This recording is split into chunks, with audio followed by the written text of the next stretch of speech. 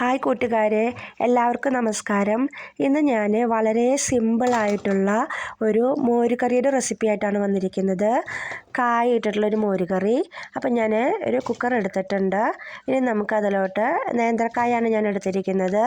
ഒരു നേന്ത്രക്കായ ചെറിയ പീസുകളായിട്ട് കട്ട് ചെയ്തിട്ടുള്ളത് ഇട്ട് കൊടുക്കാം. അപ്പോൾ നേന്ത്രക്കായ അത് വലിയ നേന്ത്രക്കായ ആയതുകൊണ്ടാണ് ഞാൻ ഒരെണ്ണെടുത്തത്. നിങ്ങൾക്ക് ചെറുതൊക്കെ ആണെങ്കിൽ രണ്ടെണ്ണമൊക്കെ യൂസ് ചെയ്യാം. അപ്പോൾ ഞാനതെല്ലാം നന്നായി കട്ട് ചെയ്ത് വെള്ളത്തിലിടണം കേട്ടോ. കായ വെള്ളത്തിലിട്ടിട്ട് വേണം കട്ട് ചെയ്യാനായിട്ട്. ആ കട്ട് ചെയ്തെല്ലാം കഴുകി വാരി ഞാൻ കുക്കറിലോട്ട് ഇട്ട് കൊടുത്തിട്ടുണ്ട്.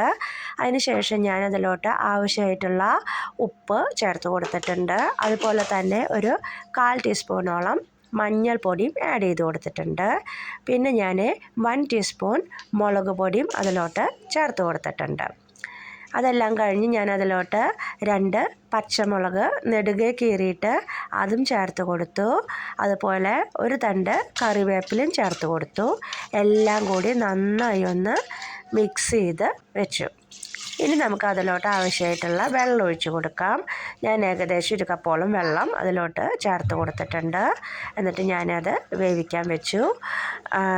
ഇപ്പം നന്നായി തിളച്ച് വന്നിട്ടുണ്ട്.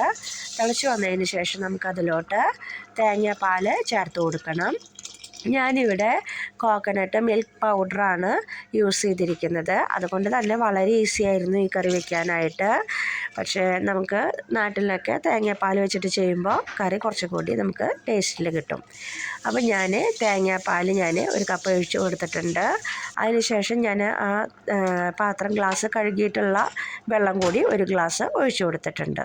അതിന് ശേഷം അതെല്ലാം വെന്ത് വരുമ്പോൾ ഞാൻ അത് അടുപ്പിൽ നിന്ന് മാറ്റി വെച്ചതിന് ശേഷം 1 സ്കൂപ്പ് യോഗേർട്ട് അതിലോട്ട് ആഡ് ചെയ്ത് കൊടുത്തിട്ടുണ്ട്. നമ്മൾ തീ ഓൺ ചെയ്തിട്ട് നമ്മളത് ആഡ് ചെയ്ത് കൊടുക്കരുത്. അപ്പോൾ അത് പെട്ടെന്ന് പിരിഞ്ഞിരിക്കുന്ന പോലെ നമുക്ക് കാണാം. അപ്പോൾ നമ്മളത് മാറ്റി വെച്ചതിന് ശേഷം ആഡ് ചെയ്ത് കൊടുക്കുക. എന്നിട്ട് നന്നായി ഒന്ന് മിക്സ് ചെയ്തെടുക്കുക. അതിനുശേഷം നമുക്ക് ഈ കറി കാച്ചിയെടുക്കാനായിട്ട് ഞാൻ ചെറിയൊരു പാൻ വെച്ച് കൊടുത്തിട്ടുണ്ട്. അതിലോട്ട് 1 ടീസ്പൂണോളം വെളിച്ചെണ്ണ ഒഴിച്ച് കൊടുത്തു. അതിലോട്ട് വെളിച്ചെണ്ണ ചൂടായതിന് ശേഷം ഞാൻ കുറച്ച് കടുക് ചേർത്ത് കൊടുത്തിട്ടുണ്ട്. കടുകെല്ലാം നന്നായി പൊട്ടി വന്നതിന് ശേഷം നമുക്ക് അതിലോട്ട് ആവശ്യത്തിനുള്ള കറിവേപ്പില, ഞാൻ 1 തണ്ട് കറിവേപ്പിലയാണ് എടുത്തിരിക്കുന്നത്. 1 തണ്ട് കറിവേപ്പില ഞാൻ സമയത്ത് അതിലോട്ട് ഇട്ട് കൊടുത്തിട്ടുണ്ട്. അതുപോലെ 2 വറ്റൽമുളക് കീറിയിട്ട് ഞാൻ അതിലോട്ട് ചേർത്ത് കൊടുത്തു. ഇനി അതെല്ലാം നന്നായി ഒന്ന് മിക്സ് ചെയ്യുക. എല്ലാം നന്നായി ഒന്ന് മൂത്ത് വരുമ്പോൾ നമുക്ക് തയ്യാറാക്കി വെച്ചിരിക്കുന്ന കായ മോരുകറിയിലോട്ട് ഇത് ചേർത്ത് കൊടുക്കാം.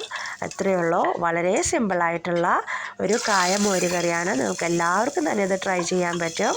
നല്ല ടേസ്റ്റി ആയിട്ടുള്ള വളരെ സിമ്പിളായിട്ടുള്ള ഈവൻ ബാച്ചിലേഴ്സിനൊക്കെ വളരെ പെട്ടെന്ന് തന്നെ ഉണ്ടാക്കിയെടുക്കാനായിട്ട് സാധിക്കുന്നൊരു കറിയാണ്.